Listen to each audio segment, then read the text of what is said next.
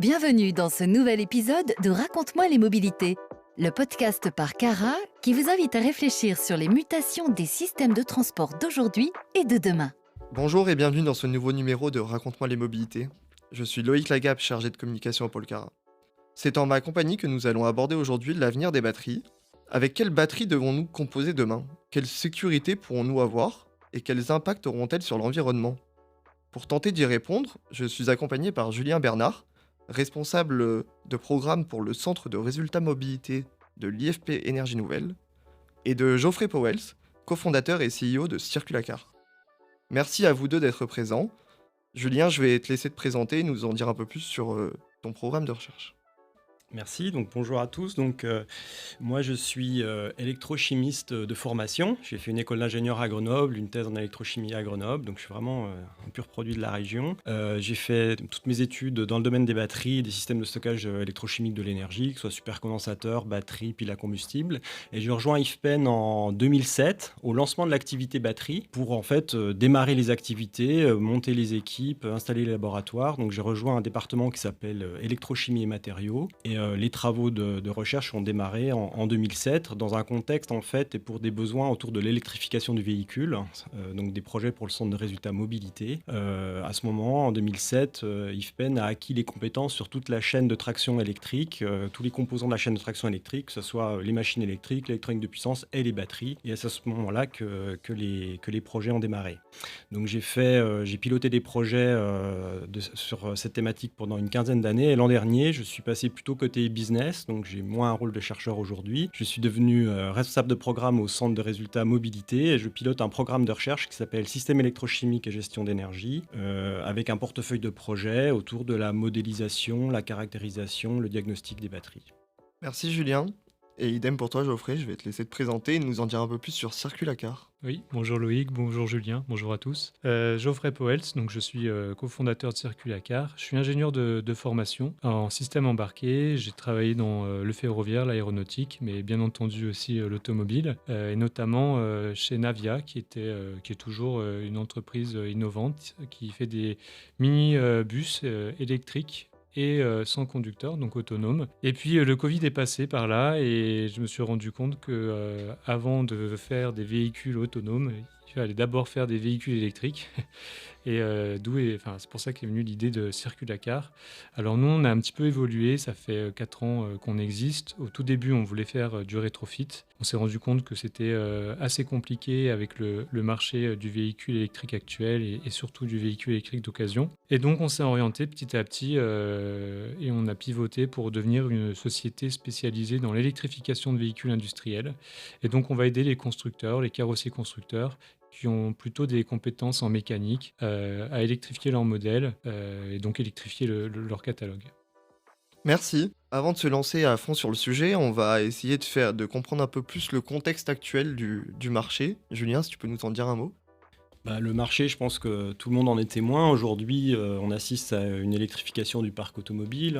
Nos voitures, elles deviennent électriques. Je crois qu'on a dépassé les 20% de part de marché des véhicules électriques l'an dernier. Donc l'électrification est là. C'est pas que dans les véhicules. Il y en a déjà dans tout type de véhicules. Il y en a partout, des batteries. Donc c'est vraiment un composant qu'on va retrouver partout dans notre vie tous les jours. Je pense que rien que dans la pièce ici, il doit y avoir une dizaine ou une quinzaine de batteries un peu partout. Donc il y a un réel besoin et c'est pour ça qu'aujourd'hui il y a une filière qui s'implante en Europe de production de batteries parce qu'aujourd'hui on est très dépendant de l'Asie. La quasi-totalité de la production de batteries jusqu'à très récemment a été localisée en Asie et donc pour des raisons de souveraineté il y a une filière qui s'implante en Europe et en France en particulier. Ça nous donne beaucoup de travail, en particulier dans la recherche mais aussi chez les intégrateurs. Oui, il y a beaucoup de choses à faire. Et effectivement, la marche est enclenchée. Pendant longtemps, on pouvait se poser des questions. Est-ce qu'on allait passer à l'électrique ou pas? Et je pense que la question ne se pose plus. Par contre, aujourd'hui, encore très souvent, quand on pense véhicule électrique, on pense à la voiture personnelle, celle qu'on a dans son garage. Mais on oublie un peu tous ces véhicules industriels, tous les véhicules qu'on peut voir en ville, les engins de chantier, les véhicules aéroportuaires. Tous ces véhicules-là nécessitent aussi d'être électrifiés. Les aéroports ont besoin aussi de décarboner. Ils ont un énorme besoin. Dans un premier temps, du coup, on va se pencher sur l'aspect technique de la batterie. Quels sont les principaux composants d'une batterie?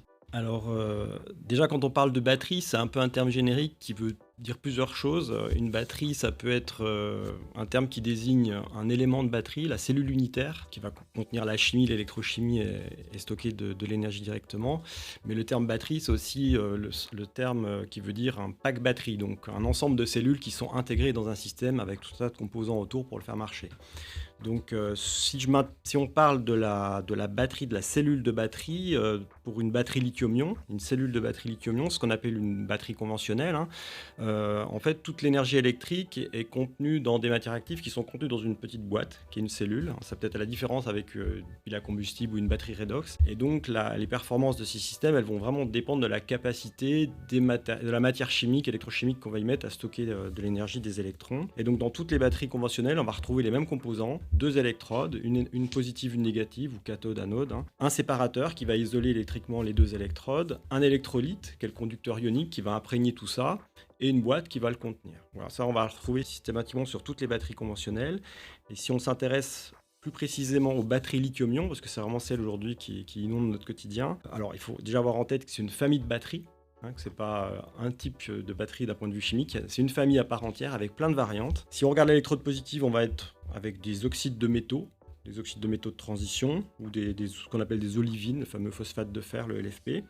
Au niveau de la négative, les matériaux, ça va être du graphite, la plupart du temps. On va pouvoir avoir aussi un peu de silicium, mais c'est généralement du graphite. L'électrolyte, ça va être un solvant organique avec un sel lithium qui va être dissous à l'intérieur. La boîte qui va contenir tout ça, ça peut être une boîte métallique généralement, ou plastique, mais alu ou acier, mais ça peut aussi être un sachet, comme les paquets de café, hein, c'est ça qu'on appelle souvent les coffee bags, les fameux pouch cells. Et voilà, et ça c'est les composants qu'on va retrouver principalement dans une cellule de batterie lithium-ion. Et ces cellules, elles vont être intégrées en pack batterie. Donc, Oui. Et donc, quand on fait des packs, on va avoir toutes ces cellules qu'on va mettre en série, en parallèle, en fonction des besoins, donc d'un point de vue branchement électrique. Et après, effectivement, on va encore retrouver plein de choses dans un pack, puisque là, on a vu la chimie, mais après, il va falloir surveiller cette chimie pour éviter en fait tout événement dangereux. Donc, il va y avoir de l'électronique, du logiciel, hein, qui va aller surveiller les tensions, qui va aller surveiller les températures.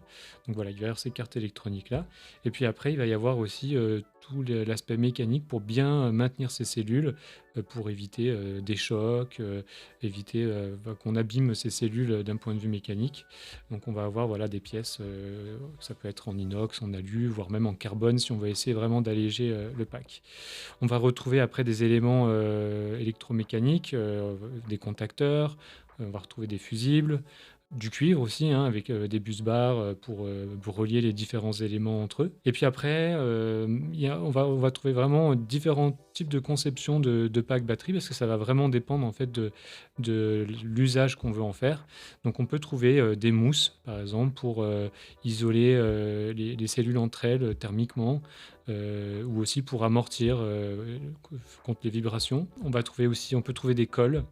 Ça va être plus facile à assembler quand on va venir coller les différents éléments. Et puis après, on va retrouver différents types de packs d'un point de vue refroidissement. On trouve aujourd'hui des packs qui sont complètement immergés dans un liquide diélectrique. On peut trouver des packs sans refroidissement. On peut aussi avoir des plaques froides à l'intérieur du pack qui vient refroidir les cellules. Donc on a vraiment une variété assez importante dans la conception des packs, et ça répond en fait à un besoin au départ. Il faut bien prendre en compte le besoin, l'utilisation du véhicule, et ce qui va être dans les températures froides, élevées, quels vont être les cycles aussi d'utilisation. Et c'est comme ça qu'on fait le pack. Du coup, je rebondis, Julien, je t'ai entendu dire que les batteries lithium-ion étaient les plus utilisées. Quels sont leurs avantages qui expliquent cela? C'est le prix, l'efficacité ou peut-être même la disponibilité? Alors effectivement, aujourd'hui, dans les batteries conventionnelles, les batteries lithium-ion, elles ont pris le pas sur toutes les autres technologies. Alors bien sûr, c'est parce que le prix a diminué, mais à la base, c'est des technologies qui sont bien plus performantes que les autres technologies conventionnelles, on va dire, les batteries au plomb, les batteries nickel, métal hydrure, etc. Alors pourquoi? À la base, c'est l'utilisation du lithium, hein. Si on regarde sur le papier, d'un point de vue théorique, le lithium, c'est le matériau idéal pour faire une électrode négative de batterie. Pourquoi? Parce que son potentiel électrochimique, électrique, il est très bas. Donc comme la tension de la batterie, c'est une différence de potentiel, si on prend une électrode positive avec un potentiel très haut, la différence des deux, ça fait une tension élevée. Et donc, si on a une tension élevée, on a une meilleure énergie, une meilleure puissance. Donc, sur le papier, les performances sont meilleures. Donc, le lithium, de ce point de vue-là, on ne peut pas trouver mieux sur le papier aujourd'hui pour faire une électrode négative de batterie. Mais il y a d'autres avantages au lithium, c'est que, il est bien sûr conducteur électrique, donc c'est idéal pour conduire des électrons, mais en plus, il est très léger. Donc, rapporté au poids, on améliore encore les performances. Alors, le problème, c'est que le lithium, on n'a pas pu l'utiliser sous sa forme métallique dans les batteries lithium-ion, enfin, dans les batteries au départ, parce qu'à la recharge, il forme des dendrites et ça pose des problèmes de sécurité. Donc, on a trouvé une alternative, c'est le système lithium-ion, c'est-à-dire qu'on a mis comme électrode des matériaux d'insertion qui sont en fait des étagères dans lesquelles les ions lithium viennent se ranger plutôt que de venir se réduire sous forme métallique. Donc pour la négative, c'est le graphite, c'est vraiment une étagère à ion lithium, il se range à l'intérieur. Alors bien sûr on perd en poids parce qu'il faut embarquer du graphite alors qu'on aurait pu mettre que le lithium.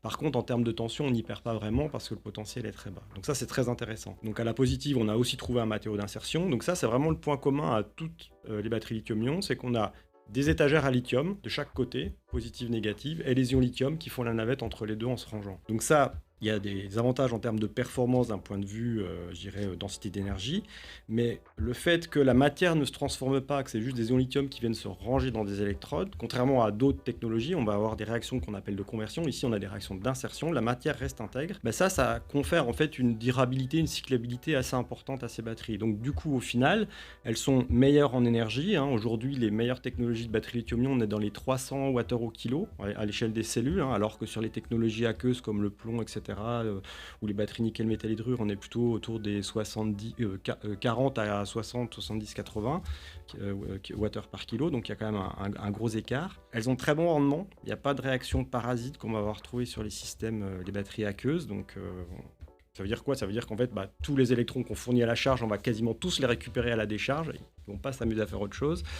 Elles sont facilement typables, ces batteries, c'est-à-dire que on peut faire des gammes avec une même chimie, on va pouvoir faire des éléments qui sont plutôt puissants et moins énergétiques, ou plutôt très énergétiques et moins puissants. Vraiment en jouant sur les épaisseurs d'électrodes, la taille des grains, etc. Donc ça, c'est un avantage parce que du coup, les fabricants peuvent proposer des gammes qui sont ensuite dans les choix possibles pour les intégrateurs. Elles ont des durées de vie plus importantes, parce que voilà, il n'y a pas de réaction de parasites, etc. Et on voit aujourd'hui que les retours sur la durée de vie des premières générations de véhicules électriques sont plutôt pas mal et ça va plutôt en s'arrangeant. Il y a une étude qui est parue récemment là avec un retour d'expérience sur 10 ans et la moyenne de perte de capacité des batteries aujourd'hui c'est estimé à peu près à 1,8% par an sur les véhicules électriques grand public, on va dire. Donc c'est un retour d'expérience, ça. Ce qui veut dire que au bout de 10 ans, en fait, on est encore autour de 80% de la capacité, quelque chose comme ça. Donc c'est plutôt très très bon, On n'espérait pas forcément autant au départ. Et puis comme c'est une famille de batteries, elles sont disponibles avec plein de variantes de chimie, de typage, je l'ai dit, de taille, de packaging, de format, etc. Et ça, ça peut être un avantage pour les intégrateurs parce que du coup, le choix est énorme.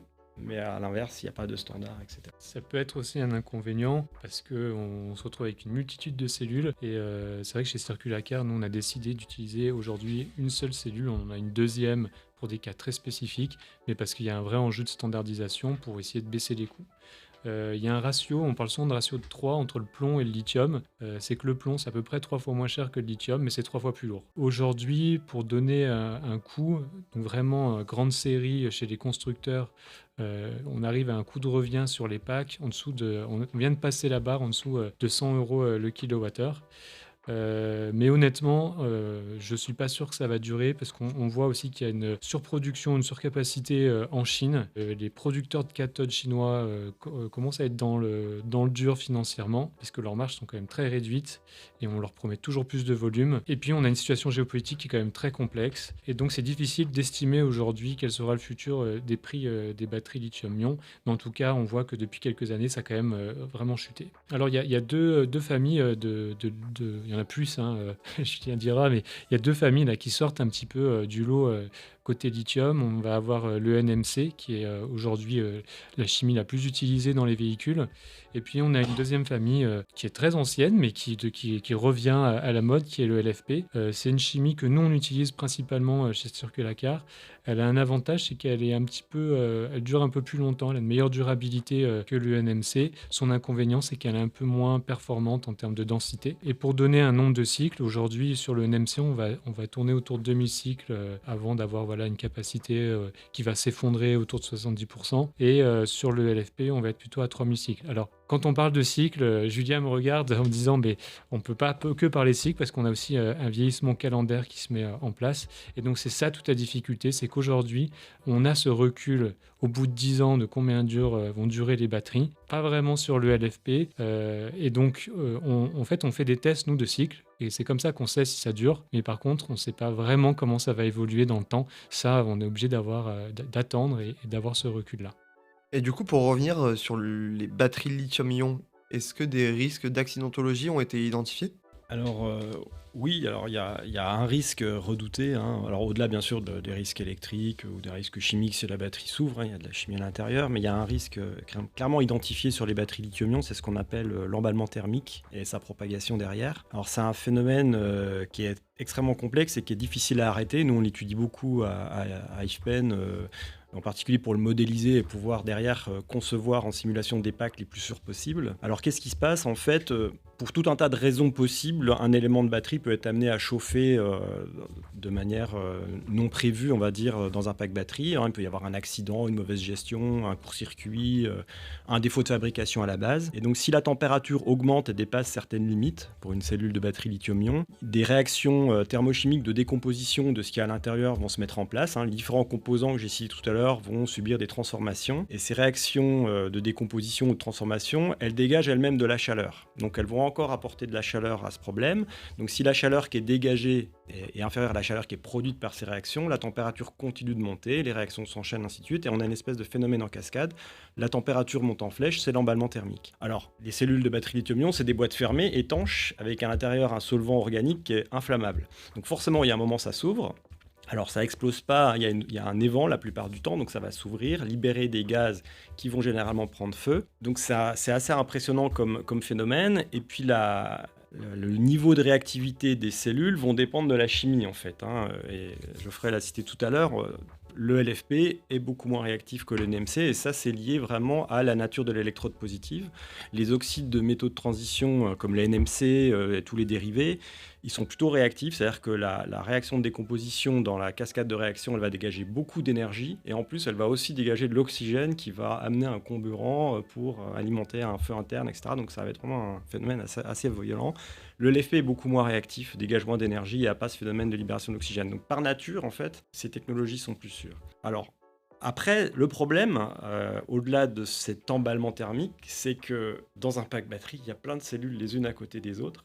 Donc si une cellule s'emballe, dégage beaucoup de chaleur, elle va propager cette chaleur à ses voisines, qui vont elles-mêmes s'emballer, et ainsi de suite. Donc on a un phénomène en cascade, c'est la propagation de l'emballement thermique, et ça c'est extrêmement difficile à arrêter en fait.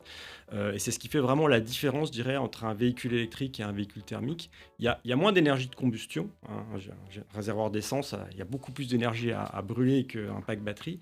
Par contre, quand ça démarre, un emballement thermique, c'est très difficile à arrêter. Donc là, il y a des solutions qui sont mises en place à l'échelle des systèmes pack batterie en particulier.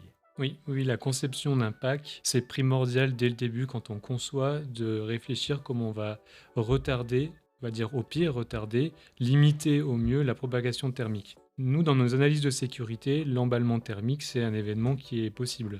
On disait, il peut y avoir différentes causes, un court-circuit externe, quelque chose qui chauffe et qui va faire un emballement. Mais aujourd'hui, quand on fait ces études, cette analyse de sécurité, il y a un événement déclencheur qui est le court-circuit interne qu'on ne sait pas maîtriser.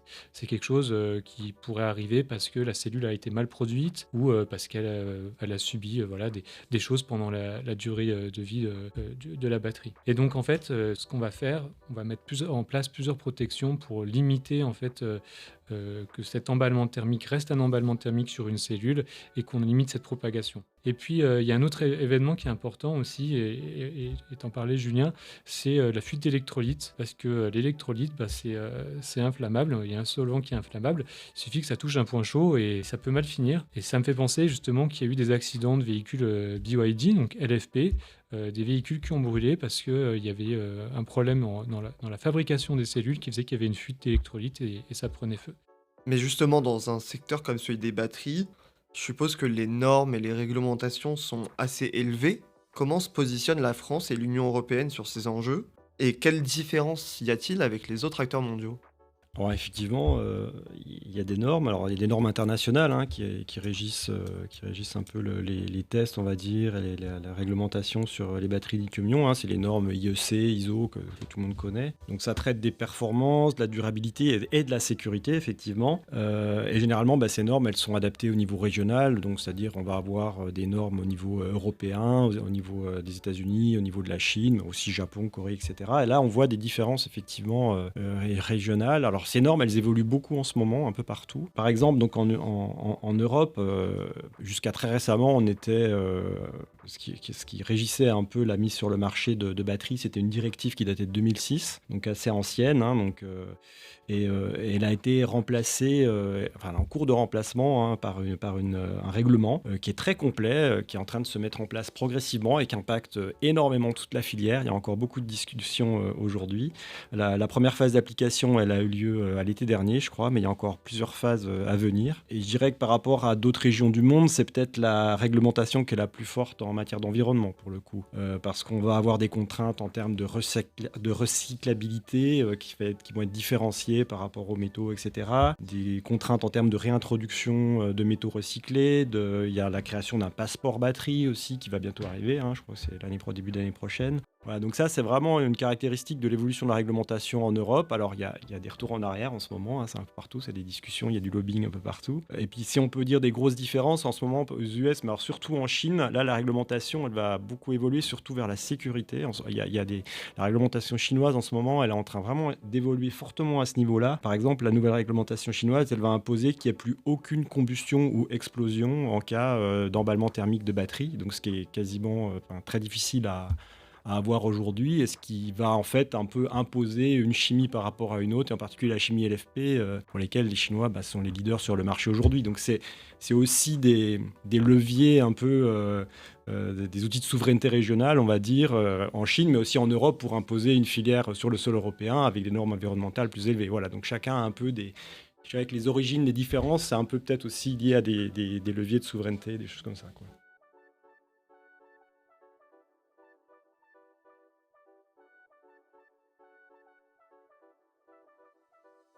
Oui, sur la réglementation liée vraiment à l'automobile, donc d'un point de vue PAC, on a en fait, c'est vraiment l'autorité d'homologation européenne, c'est régi par la Commission économique pour l'Europe des Nations Unies. Donc dedans, on a 68 pays adhérents, il y a toute l'Europe bien entendu.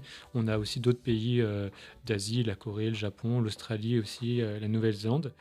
Et donc ça, c'est ce qu'on appelle la R100. Ça, c'est vraiment, pour tout fabricant, c'est la Bible. Il faut suivre la R100. Alors, qu'est-ce qu'il y a dans la R100? On va faire des tests de vibration, on va faire des tests de choc. Donc, par exemple, pour un véhicule, on va mettre 25 G de choc sur la batterie. On va faire des courts-circuits, des écrasements sous 10 tonnes aussi des batteries. Puis, on va tester le BMS, c'est-à-dire on va tester qu'est-ce qui se passe si on veut insister et on veut surcharger la batterie. Qu'est-ce qui se passe? Est-ce qu'on a bien une protection contre la surcharge? Est-ce qu'on a bien une protection contre la décharge profonde, contre la surchauffe? Donc ça, c'est vraiment tous ces tests. On va avoir des tests aussi de choc thermique. Et puis, cette réglementation, on était à la révision 2 il y a à peu près 5 ans. On en est déjà quasiment à la révision 5. Donc effectivement, il y a une évolution très rapide et qui se fait beaucoup sur la sécurité. Et donc, il y a le feu qui a été rajouté donc pendant 2 minutes et 10 secondes. Les 10 secondes, c'est important parce qu'on en a marre, on veut arrêter. On va mettre la batterie vraiment au feu et on il ne doit pas y avoir d'explosion. Et puis, on va avoir en fait après des essais liés à l'emballement thermique. Donc, on va provoquer un emballement thermique. Ça peut être en enfonçant un clou. C'est pas réaliste d'enfoncer un clou, mais c'est ce qui va provoquer cet emballement là, où on peut surcharger une cellule pour voir ce que ça va faire. Et aujourd'hui, ce qui est demandé, c'est qu'on doit détecter cet emballement thermique, le remonter au conducteur, et on doit, pendant 5 minutes, entre la détection, on a 5 minutes en fait, où il ne doit pas y avoir d'événements dangereux, c'est-à-dire pas de fumée trop importante pour le conducteur, pas de feu, pas d'explosion. Donc ça, c'est des nouvelles exigences qui ont été rajoutées de sécurité et qui, à la base, en fait, sont demandées pour des véhicules qui roulent sur route ouverte, sauf qu'on se rend compte que c'est aussi demandé sur de l'off-road, hein, c'est-à-dire de l'aéroportuaire, des chantiers. Pourquoi ? Parce que finalement, c'est un gage de qualité et de sécurité. Et même les assureurs sont rassurés de voir qu'une batterie est homologuée R100. Et après, effectivement, on va avoir des homologations, enfin, la réglementation va être un petit peu différente en Chine. C'est tout ce qui va être les normes GB. Donc, juste pour rebondir, oui. la Chine n'est pas dans la réglementation R100 ? Non, là ça va être vraiment, c'est 68 pays, l'Europe et quelques pays d'Asie. Effectivement, on aurait pu se dire peut-être la Chine, mais non, la Chine fait jeu à part là-dessus. C'est aussi géopolitique, hein, clairement.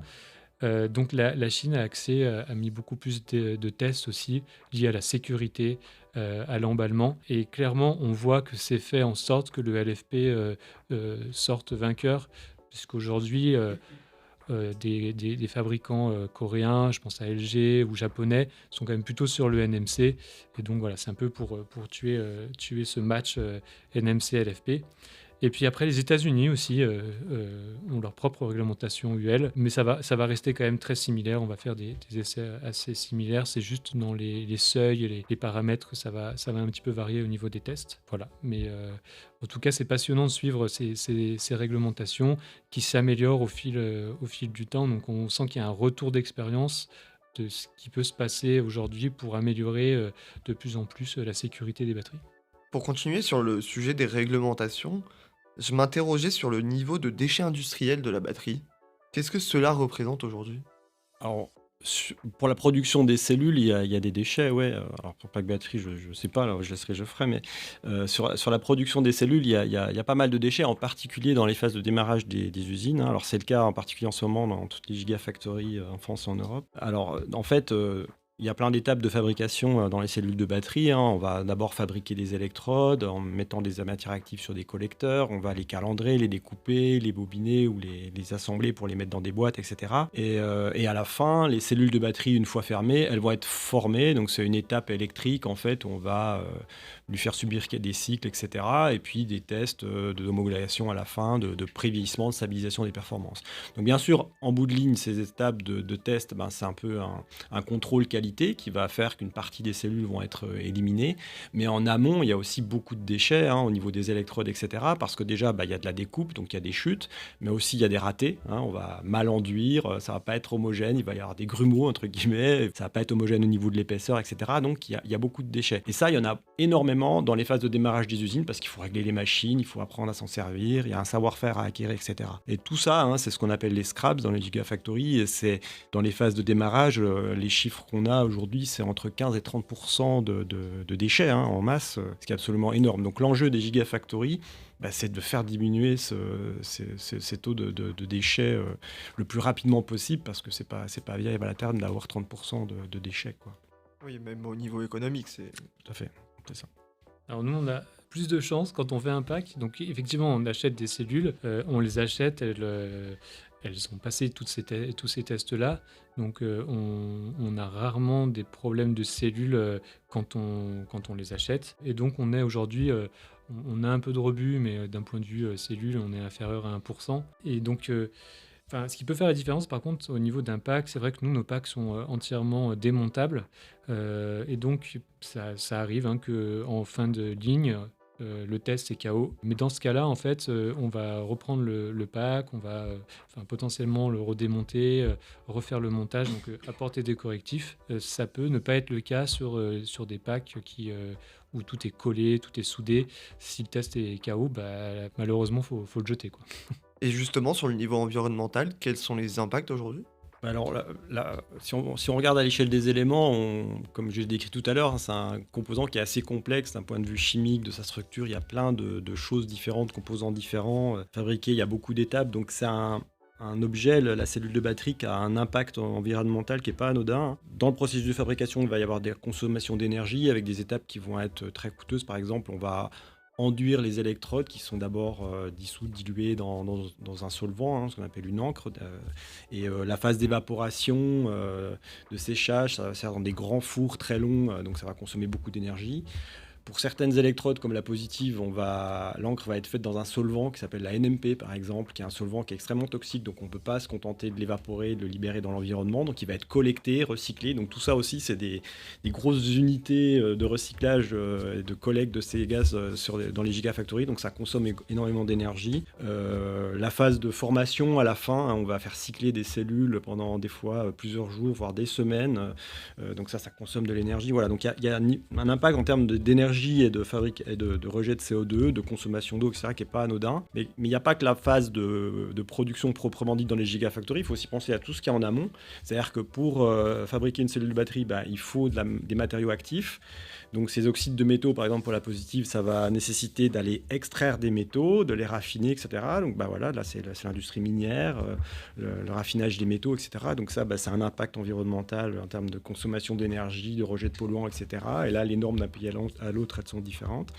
Et puis à l'autre bout de la chaîne de valeur, Geoffrey en a un peu parlé, il y a le recyclage des batteries qui est extrêmement complexe. Alors bien sûr, il faut démonter les packs, mais en plus, les cellules, il faut après pouvoir les décomposer cette structure complexe, il va falloir la séparer avant de la recycler, de la retransformer, etc. Et donc ça, c'est pareil en termes de consommation d'énergie, de rejet de polluants éventuels, de pollution des eaux, des sols, etc. Il peut y avoir énormément d'impact si c'est pas bien fait. Donc aujourd'hui, il y a énormément de projets pour améliorer l'impact environnemental de cette filière, en particulier en Europe, par rapport à la réglementation européenne. Alors j'ai peut-être deux exemples à donner. La première, c'est par exemple pour extraire le lithium à IFPEN, il y a un procédé qui a été développé qui a beaucoup moins d'impact sur l'environnement que les procédés classiques. C'est pour extraire les ions lithium des eaux dans les salars en Amérique du Sud.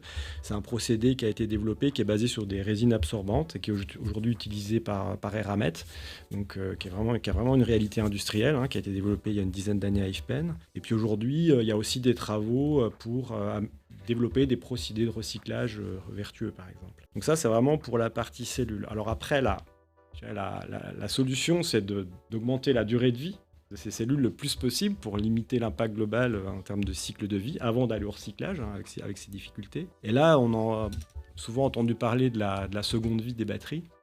Et là, donc, il faut avoir en tête qu'une batterie en fin de vie dans une application comme le véhicule électrique, elle peut toujours fonctionner, elle peut être toujours fonctionnelle, elle a juste une autonomie qui est une capacité de stockage qui est plus faible, et donc une autonomie de véhicule qui est peut-être plus acceptable pour le client, mais qui est encore capable de stocker de l'énergie. Et donc, elle pourrait être utilisée pour autre chose. Alors, la difficulté, c'était que jusqu'à très récemment, en fait, la batterie en fin de première vie, c'était considéré comme un déchet dangereux. Donc, d'un point de vue juridique, on ne pouvait pas réutiliser cette batterie pour faire autre chose. Et il se trouve que la nouvelle réglementation européenne, qui est en train d'être mise en application, elle a introduit cette notion de seconde vie d'un point de vue légal, ce qui n'était pas le cas avant.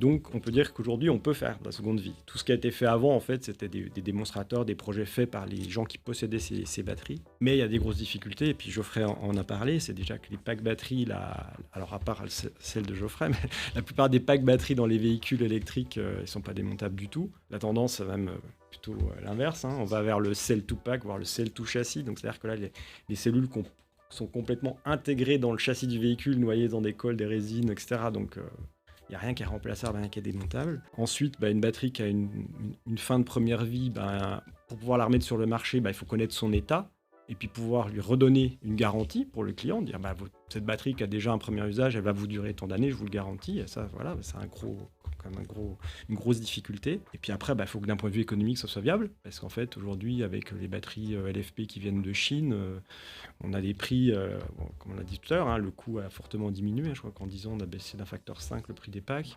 Donc, c'est-à-dire que les packs, il y a 10 ans, qu'il va falloir essayer de démonter, diagnostiquer, de remettre dans une autre application, toutes ces étapes, il faut que d'un point de vue économique, ça soit intéressant par rapport à une batterie neuve LFP qui vient de Chine, sinon ça peut pas vivre, ça peut pas exister.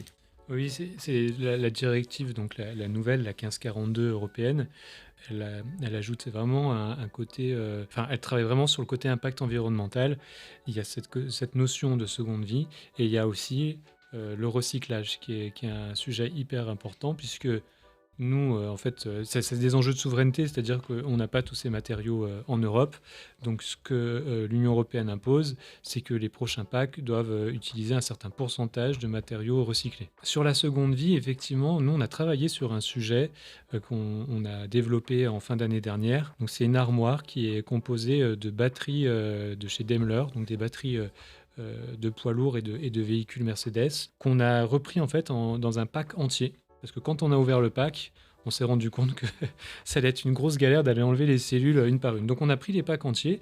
Et puis je en parlais au tout début du podcast que nous, on s'était lancé dans le rétrofit. Donc on est monté en compétence aussi sur tout ce qui est rétro-engineering. Et donc on a su communiquer à ces packs pour leur faire croire qu'elles sont toujours sur le camion et que tout se passe bien. Soit elles sont en train de circuler, enfin qu'on est en train de rouler, soit la batterie est en fait en train de charger. Et donc on a fait cette armoire et qui est aujourd'hui installée sur un site à Nice, sur un siège social et qui sert de batterie de stockage d'énergie solaire pour ce siège qui est en autoconsommation. Donc on est déjà en train d'appliquer cette directive européenne et en fait comment c'est venu cette histoire, c'est qu'on a rencontré des casses automobiles qui ont aujourd'hui de plus en plus de packs batteries en stock, ils ne savent pas quoi en faire et donc ça a été un peu une libération aussi pour eux de se dire il y a une seconde vie possible avec ces packs-là.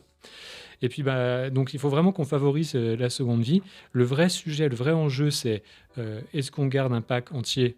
Le problème de garder un pack entier, c'est que l'état de santé d'un pack, c'est l'état de santé de la cellule la plus faible. Donc finalement, on se dit que c'est un peu dommage parce que si une cellule a vieilli un peu plus vite que les autres, c'est tout le pack qu'on va jeter. Mais en attendant, on a des packs qui sont pas du tout démontables. On ne peut pas venir récupérer une cellule. Donc voilà, l'idée, je pense, ce serait de démarrer comme on l'a fait avec des packs et puis d'arriver petit à petit à peut-être standardiser, en tout cas faciliter le démantèlement pour pouvoir diagnostiquer facilement des cellules et pouvoir refaire des batteries avec des cellules. Donc ça, c'est vraiment cet enjeu de la seconde vie. Et puis après, il y a l'enjeu du recyclage. Et là aussi, si vous avez un pack qui se démonte, ça va être plus facile à recycler. Aujourd'hui, on s'oriente malheureusement vers du broyage. C'est-à-dire qu'on prend un pack, on va le broyer, on va avoir ce qu'on appelle la black mass, donc un matériau composé d'un peu de tout, et puis on va essayer d'aller retirer les différents éléments. Ce qui fait qu'en termes de pureté, c'est pas terrible, c'est un peu moins bon. Si on part sur des packs qui sont démontables, on va pouvoir récupérer les cellules. Et là, nous, on discute avec une société en Suisse pour pouvoir ouvrir les cellules et pareil, éliminer les différents éléments de la cellule, c'est-à-dire sortir l'électrolyte, pouvoir séparer l'anode de la cathode, récupérer, alors ça a moins de valeur, mais récupérer les petits boîtiers en aluminium. Donc voilà, il faut vraiment penser dès la conception du pack à comment le recycler. Oui, si on parle de recyclage de tous les matériaux du pack batterie et pas seulement des éléments il faut chimiques. recycler le plus possible. Il faut tout c'est ça. recycler. Et la démontabilité, c'est vraiment crucial. Et le problème, c'est qu'aujourd'hui, même s'il y a une réglementation vertueuse qui se met en place au niveau européen, sur l'aspect démontabilité, il y a vraiment très très peu de choses, réparabilité, démontabilité. Il y avait quelque chose dans le domaine de la micromobilité qui tentait de se mettre en place, c'est-à-dire que sur tous les packs dans la micromobilité, vélo électrique, etc., la nouvelle réglementation, elle allait imposer en fait la réparabilité à l'échelle de la cellule, c'est-à-dire de pouvoir remplacer une cellule par une autre. Donc ça, c'était vraiment novateur et on se disait ça va arriver par le biais de la micromobilité, c'est les innovations dans le domaine de démontabilité, etc., parce qu'il y a quand même des enjeux techniques en termes de contacts électriques qui ne sont pas soudés, etc. Il y a quand même de l'innovation à faire, de ne pas mettre de colle, etc. Et il y a pas quelques jours, je crois, ou la semaine dernière, il y a eu un lobbying assez intense des gros constructeurs de packs vélo pour supprimer cette notion de réparabilité à l'échelle de la cellule. Donc il y a toujours la notion de réparabilité à l'échelle du pack, mais l'ensemble des cellules à l'intérieur, on ne peut pas les séparer, les réparer. Et c'est dommage parce qu'il y a en France, il y a pas mal d'acteurs qui sont allés sur cette réparabilité, démontabilité des packs. Je pense que sur des systèmes, pour des plus gros véhicules, c'est assez rare. Donc, Circulacar, c'est peut-être une exception. Mais sur les petits packs, il y a tout un tas d'acteurs en fait, qui se sont mis sur ce marché-là et qui espéraient du coup que la réglementation allait suivre. Nous, par exemple, on a impliqué dans un projet de BPI France avec le groupe Savoie, qui est associé à Pimco, qui est un fabricant de packs de vélos démontables, justement, et qui fabrique une petite voiturette électrique qui s'appelle la bagnole. Vous avez peut-être vu, ça ressemble à une petite Jeep. Et là, le pack est démontable aussi. Et en fait, à partir du moment où le pack est démontable, pour la recyclabilité, pour la réparabilité, ça c'est intéressant. Donc, en fait, ils ont des lignes d'assemblage des cellules et des assemblages des cellules.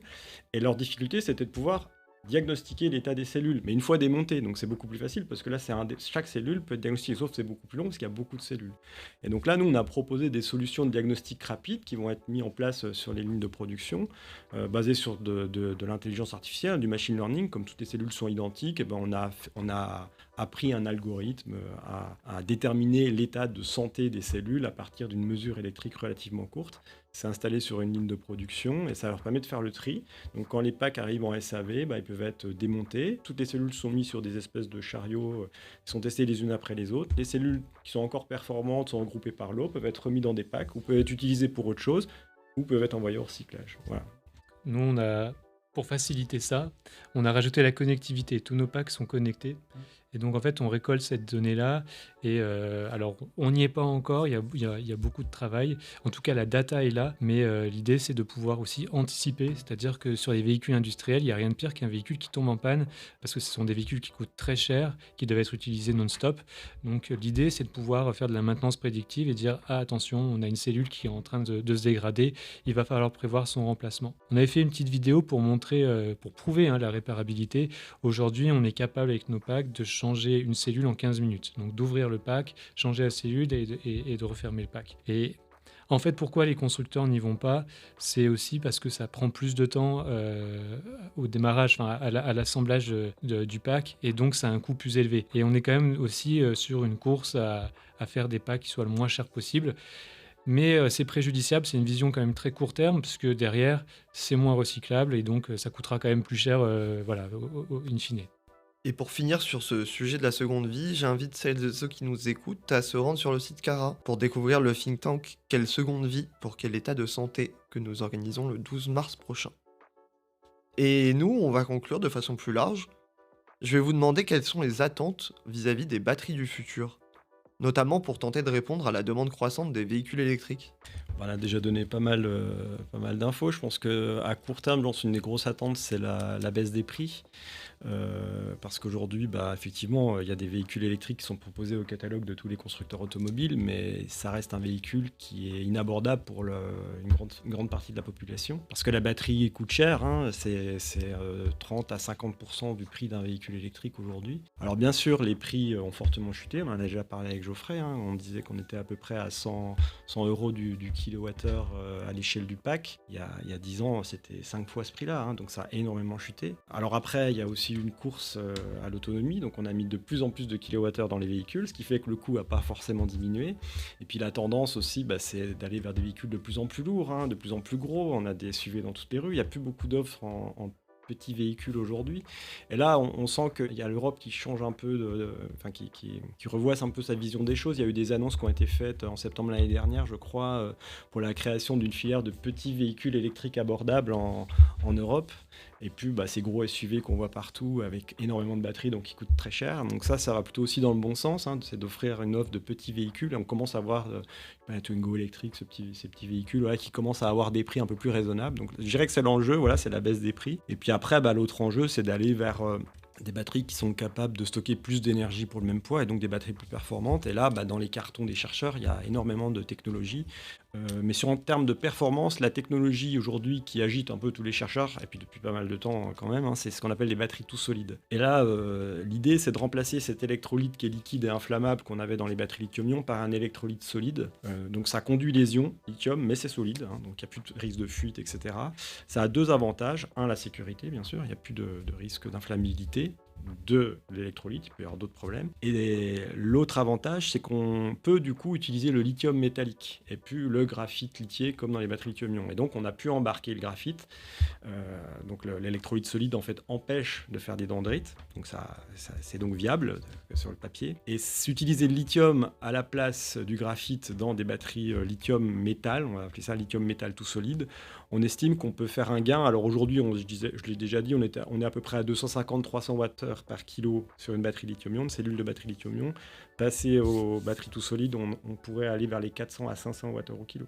Je confirme qu'on nous attend beaucoup sur la densité énergétique, la densité volumique, arriver à faire des packs les plus denses possibles. Et du coup, d'un point de vue pack, il y a des tentations. Le cell to pack en est une.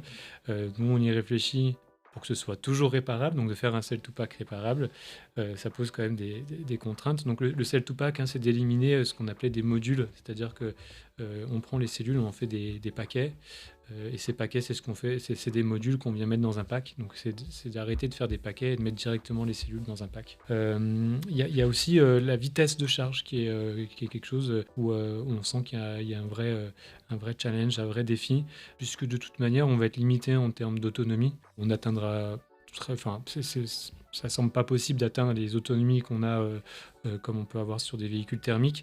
Donc si on arrive à charger rapidement, forcément on peut continuer à circuler. Et donc ces vitesses de charge, il y a la chimie qui doit tenir le coup, mais il y a aussi après tout la gestion thermique du pack, c'est-à-dire refroidir correctement, avoir une température idéale. Aujourd'hui, il y a des vrais sujets. C'est de ne pas refroidir qu'un côté de la cellule, parce que sinon, en fait, vous refroidissez une partie, mais l'autre partie est chaude. Donc, vraiment pouvoir avoir un refroidissement homogène. Et puis après, il va y avoir aussi tous ces... améliorer la performance des cellules quand il fait froid. Le LFP est par exemple une chimie qui n'aime pas bien le froid. Donc, nécessité de la chauffer. Mais quand on chauffe, on va consommer de l'énergie. Donc après, forcément, l'autonomie chute. Donc, c'est des vrais sujets sur lesquels il y a des innovations à apporter. Dans le véhicule industriel, on a aussi pas mal de demandes sur le swapping. On travaille avec un client aujourd'hui pour retirer facilement une batterie et en mettre une autre, puisque c'est un véhicule qui tourne sur 3 fois 8 heures. Et donc, l'idée, c'est que le véhicule continue de tourner et que la batterie, on la change comme ça, on la charge. Donc, il y a ces sujets-là. Il y a aussi des sujets d'hybridation de chimie à l'intérieur même d'APAC. En fait, profiter des avantages de chaque chimie et puis, on va dire, éviter les inconvénients de chaque chimie aussi. Donc voilà, il y a plein d'innovations. On pense aussi au BMS commuté qui pourrait supprimer l'électronique de puissance, donc arriver avec des véhicules qui finalement sont plus abordables. Et donc les Chinois innovent énormément sur ces sujets-là, mais ils ne sont pas les seuls. Il ne faut pas croire qu'on ne fait rien. On a quand même beaucoup d'entreprises en Europe qui innovent énormément et c'est ça aussi qui est passionnant dans ce qu'on fait. Et c'est sur ça qu'on va terminer aujourd'hui. Merci pour votre participation et votre partage d'expertise. J'espère que ça vous a plu. Merci. Merci Loïc pour ton invitation. Merci et à bientôt pour un nouveau numéro. Raconte-moi les mobilités, le podcast mensuel proposé par Cara, votre réseau d'acteurs du transport et de la mobilité. Retrouvez tous nos épisodes sur Deezer, Apple Podcasts, Spotify et YouTube.